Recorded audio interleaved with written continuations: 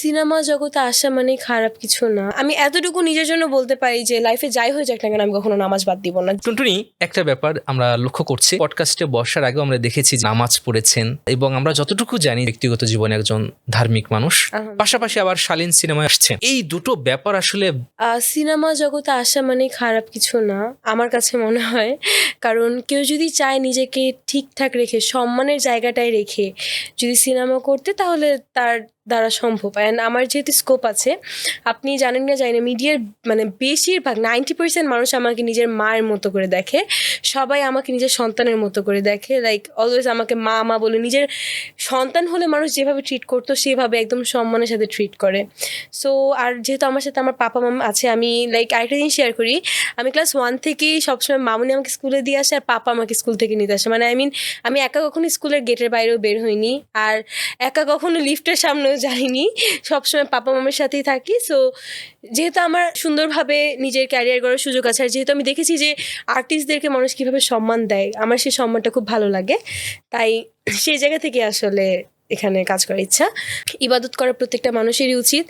আমি এটা বলতে চাচ্ছিলাম না, কিন্তু আপনি যেহেতু বললেনই, হ্যাঁ আমি আলহামদুলিল্লাহ আমি এতটুকু নিজের জন্য বলতে পারি যে লাইফে যাই হয়ে যাক না কেন আমি কখনো নামাজ বাদ দিব না, যে যত কথাই বলুক না কেন, হোয়াট এভার।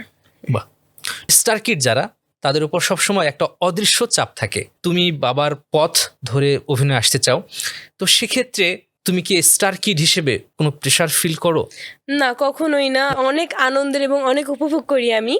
আর আমি চাই আমি জীবনে যত যাই করি না কেন আমি কখনোই আমার পাপাকে ছাড়িয়ে যেতে চাই না। আমার পাপা আমার কাছে সবসময় বেস্ট। মানে লাইক আমি কি বলবো, আমার পাপা মামের থেকে আমার কাছে বেস্ট আর কেউ হয় না। সো আমি তাদেরকে কখনোই ছাড়াতে পারবো না, ছাড়াতে চাইও না। বাট হ্যাঁ, নিজের জায়গা থেকে চাই সম্পূর্ণ চেষ্টা করে তাদেরকে গর্বিত করতে, যেন আমি ভালো কাজ করার মাধ্যমে তাদেরকে যেন গর্বিত করতে পারি। আসলে এটাই ইচ্ছা। তো বাবার পরিচয় কাজে লাগিয়ে কোথাও কখনো কোনো সুবিধা নিয়েছো কিনা? সুবিধা বলবো না, বাট হ্যাঁ অনেক মানুষের ভালোবাসা পেয়েছি। যে ডিএ তাইবের কন্যা, আমাদের তাইব ভাইয়ের মেয়ে, মানে আমাদেরও মেয়ে, এভাবে তারা যে নিজের মানে ভালোবাসাটা আমার প্রতি প্রকাশ করেছে, আসলে সেটা আমার জন্য অনেক বড় পাওয়া। যে ডিএ তাইবের মেয়ে হওয়াতে তারা লাইক আমার নিজের আলাদা কোনো পরিচয় দেওয়া লাগেনি, তারা বুঝে গিয়েছে যে ডিএ তাইব একজন ভালো মানুষ, তাহলে টুনটুনিও হয়তো বা একজন ভালো মানুষই হবে। সো তারা আমাকে যে ভালোবাসাটা দিয়েছে, এটি আসলে আমার অনেক বড় পাওয়া। মিডিয়ায় প্রতিষ্ঠিত হতে কিন্তু অনেকটা স্ট্রাগল করতে হয়।